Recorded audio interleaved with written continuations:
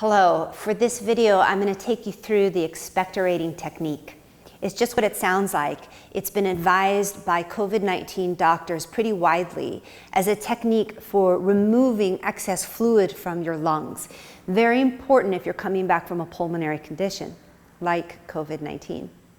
You're going to need 2 pillows and maybe sit on the edge of your bed or your couch so you can lie down in a moment and have a tissue or a cloth nearby that you can cough into.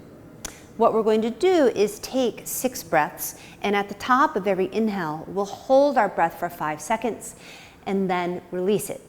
On the 6th time, we'll cough deeply, looking to bring out something from our lungs, or make a powerful ha sound if you do not need to cough.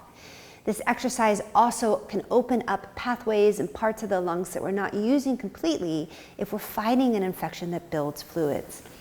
I do want to say that holding one's breath is contraindicated for pregnancy and glaucoma. If you have high blood pressure or low blood pressure, please be mindful not holding your breath till you get dizzy or feel lightheaded. If you're on a medication or you do feel dizzy or lightheaded, then please calmly stop, and you can try again with a lower count than 5 counts, or move back to one of the more calming breath exercises in our breath series. Okay, let's begin.